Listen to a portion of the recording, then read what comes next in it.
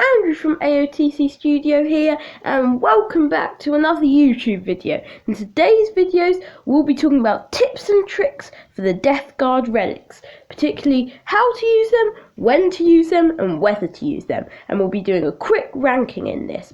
Also, just before we begin, quick disclaimer, all opinions are my own, this is entirely unofficial, and all the pictures belong to Games Workshop and their respective artists. But with that over, let's dive straight into it. Number 6.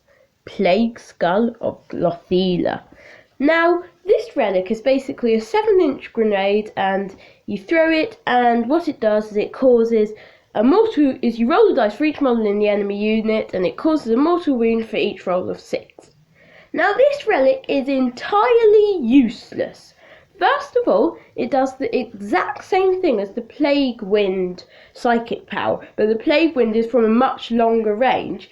And secondly, this is simply only a relic, and so why not take the Plague Wind, which is just one psychic value you can have on one of your psychers, which you may not even need to use, instead of wasting a relic, when, although the Death Guard relics aren't that good, there are still way better relics out there. And also, it's not going to be that useful, because in 8th edition, people don't usually take units that are larger than 20 models, and with 20 models, this is on average only going to do about 3 mortal wounds, so really not a substantial amount of damage.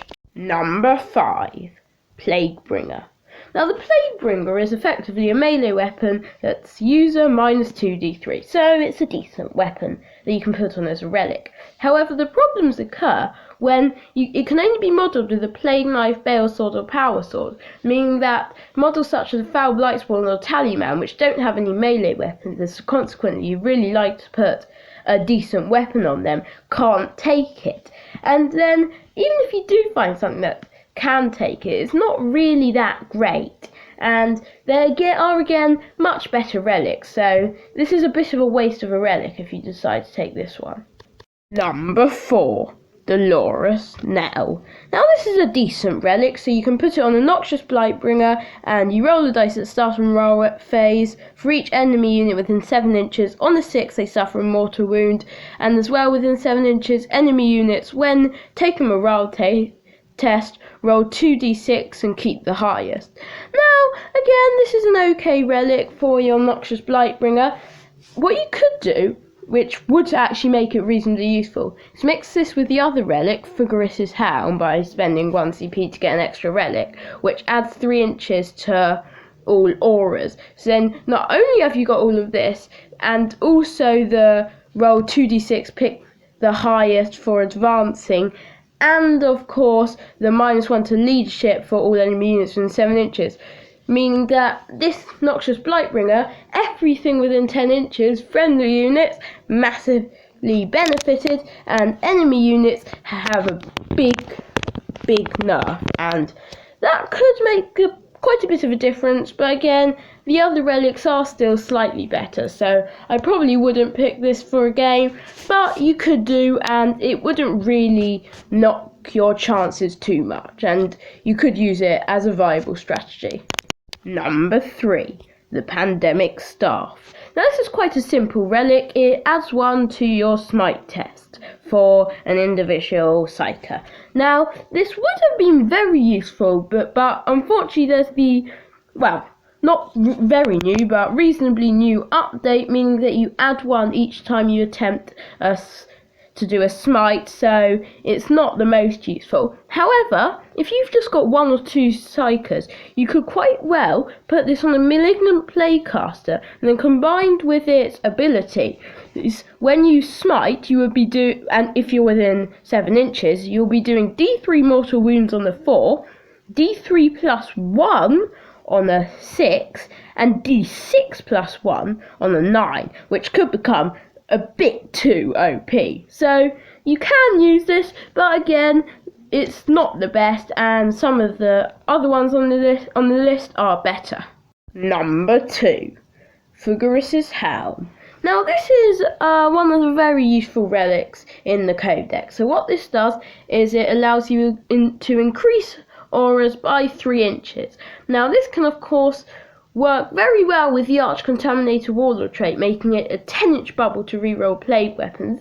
And of course it would also work well with the noxious Blightbringer example we mentioned earlier. However, one of the best ways to use this is give a Chaos Lord or Demon Prince this Frugus's Helm, as well as Arch-Contaminator, meaning that everything within 10-inch will be re-rolling wound rolls with plague weapons and hit rolls of 1.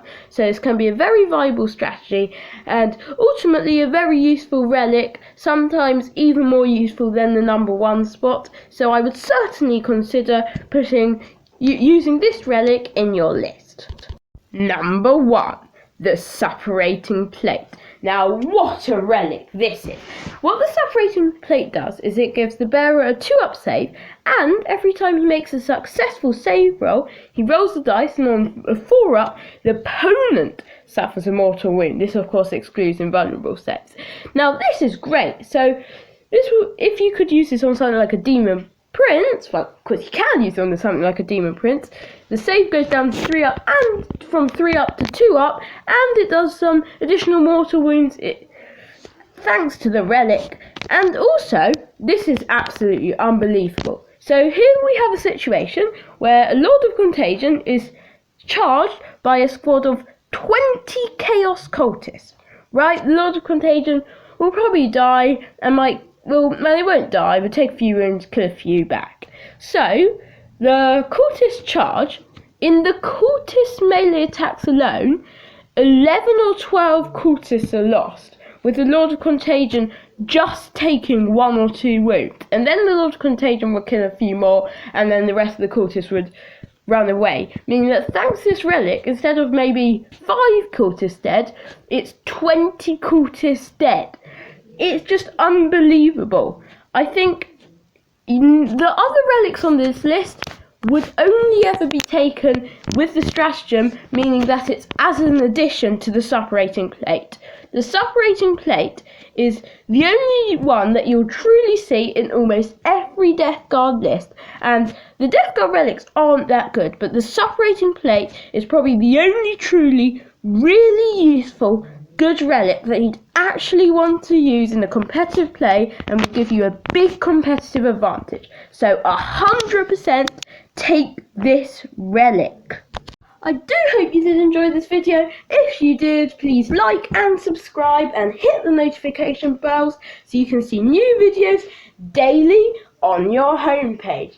But for now, it's goodbye from me. Bye!